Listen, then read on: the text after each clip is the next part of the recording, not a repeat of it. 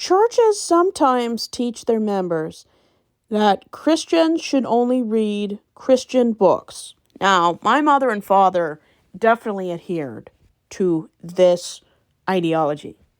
Very rare to almost never did I ever read books that intentionally contradicted Christianity. I only could watch Christian movies, read Christian books until I was almost an adult. The problem with only reading books and watching movies and shows that constantly drill in the same ideology every single day, you're not being challenged. You don't have to deal with differing opinions. You don't need to develop critical thinking if nothing is ever critical of your belief system. You need to be exposed at any age to different ways of life, different beliefs, different ways of existing. That's why when Christians don't want to read or watch anything that has to do with anything that isn't hetero, cis, and God, you are raising the next generation to be potentially bigoted, ignorant, uninformed. That's why banned book ideology is stupid. Even if a book is dangerous, we still should have the opportunity to read it. So lately, I've been reading through the Turner Diaries. It's not an easy read. The Turner Diaries is extremely uncomfortable, for me to read anyway. A lot of the most infamous crimes in American history are kind of blamed on the book for inspiration. Things like the insurrection of January 6th, the Oklahoma City bombing, the murder of James Byrd Jr., and so many others. The Turner Diaries is what we consider the white supremacist Bible. It's basically a book that incites people to commit acts of violence, to start race wars that help the white race. It's a terrible book, but if you really want to understand why there is so much white supremacy and wickedness in America, read the book. It tells you a lot about how hateful people are due to race. All books should be read, even ones that are an affront to human critical thinking. I would still read it. Because even if it's a bad idea, a bad ideology, somewhere somebody believes it. And if you don't understand what beliefs are popular and what ideology has a strong hold in the place you live, I'd like to know a lot about what bad people think in our country. White supremacy has gained 25% membership since Trump became president. That's not really a surprise. Anytime you elect a sexist bigot, hate crimes and just hate in general increases. Because there's no cap, no checks and balances. Don't just read books that complement and agree with your beliefs. Read and learn about things even if you don't agree with it. Because somewhere, somehow, those beliefs control people's lives. One of my siblings read Mein Kampf, which is some call it the autobiography of Hitler. I mean, if people had read that book, they would not have been surprised about a certain act in human history. A very bad one. I like to learn about different beliefs. I mean, I've learned about Buddhism, Wicca, Mormonism, Taoism, so many different kinds of belief systems. And I don't believe in religion or spiritual beliefs. I think I would just rather live in a world where I know none of it exists, because beliefs are different for everyone. But everyone has a right to choose what they want to do. But it's very cult-like to expect your members and for parents to teach their kids that the outside world is evil and don't touch it, don't read it. It's isolation. It's academic control. Cults love to limit what information their members have access to. The best way to eradicate education and critical thinking is to ban books that force people to be uncomfortable, to understand and learn about the depravity of history.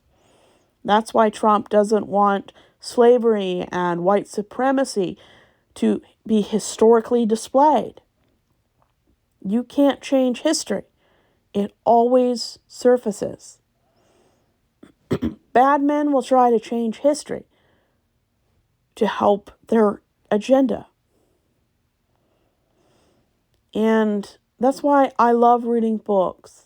Books about straight people, trans people, non-binary people, African Americans, Asians, Laotian, Australians,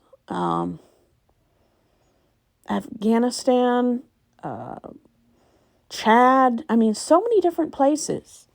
I like to learn about all kinds of people and beliefs. Even if they're harmful or if they're productive, I like to learn about it. I wasn't allowed to grow up reading things like Harry Potter or Lord of the Rings.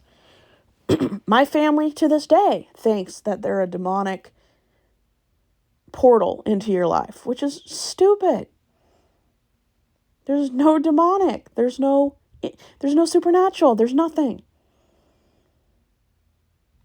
No book has ever convinced someone to commit a crime.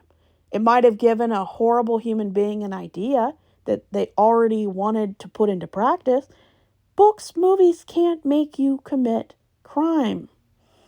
It gives criminals good ideas. I think that's Scream. Movies don't create psychos. Movies make psychos more creative. Now, people who get depressed or have mental disorders, you might not want to watch a lot of dark or read a lot of dark imagery because it can impact or increase bad mental health. But nothing you read or experience makes someone a bad person. We're all responsible for our own behavior. And if a book triggers you or is a threat to your way of life and your beliefs, then maybe you should take a long, hard look at your belief system. Because decent people who actually understand history and want tomorrow to be better than today, aren't threatened by a simple book. Books have never killed people. Organizations, institutions, and governments who believe it could. A book doesn't hurt people unless you throw it at them. Intolerance is a very Christian behavior.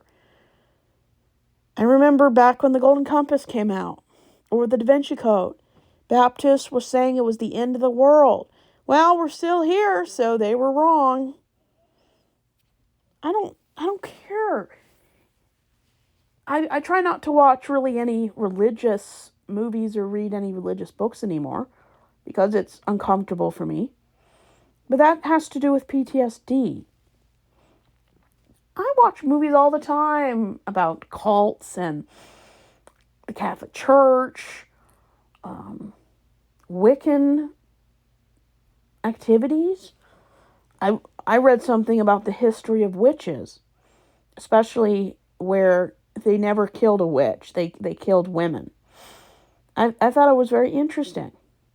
But nowhere did I think that this simple book challenges and is a threat to my beliefs.